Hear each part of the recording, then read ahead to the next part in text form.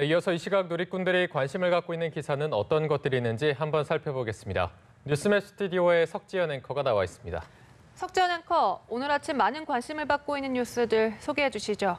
네, 오늘도 많은 뉴스들이 제 옆에 화면을 가득 채우고 있습니다. 먼저 누리꾼들의 가장 큰 관심을 받은 기사는 바로 어제 에코스를 탄 여성이 출근길에 대구 도심에 1,500만 원을 뿌려서 화제가 됐는데요. 기사를 통해 함께 확인해 보실까요?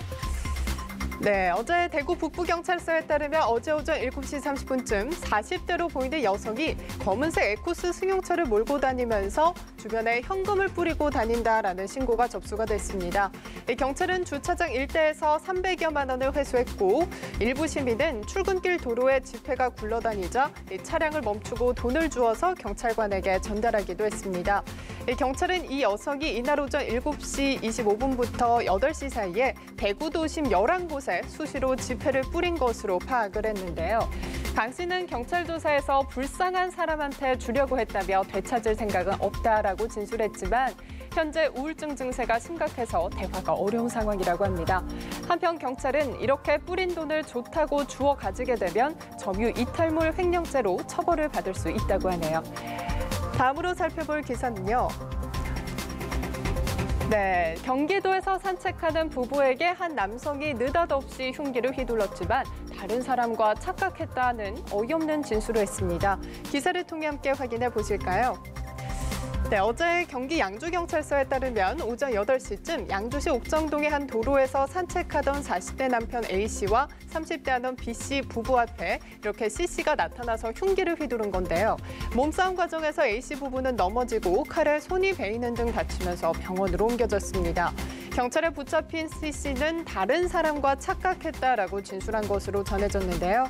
전날 연인 관계인 한 여성과 술을 마신 C씨는 아침에 이 여성에게 안부 전화를 했는데 다른 남성이 전화를 받아서 다툼이 시작이 됐고 결국 이들은 직접 만나기로 해서 C씨는 이 남성을 해치려고 흉기를 들고 이렇게 약속 장소로 향했는데 택시에서 내린 C씨의 눈에 마침 A씨의 부부가 눈에 띄었고 C씨는 B씨를 자신이 알던 여성으로 착각해서 범행을 저지른 것으로 나타났습니다. 경찰은 정확한 사건 경위를 조사하고 있습니다. 마지막으로 살펴볼 소식은요.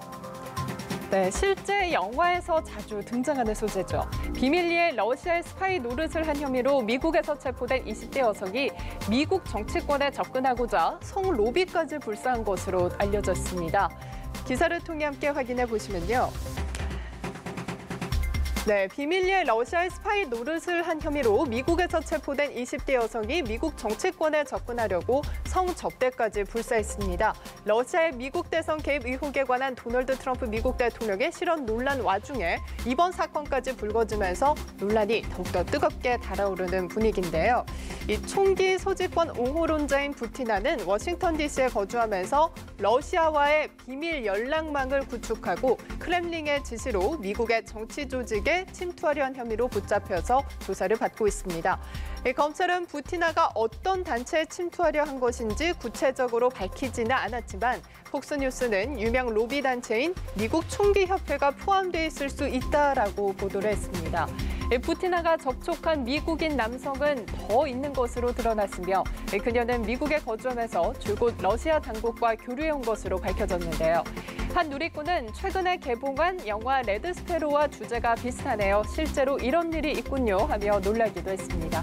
지금까지 이 시각 한 뉴스 살펴봤습니다.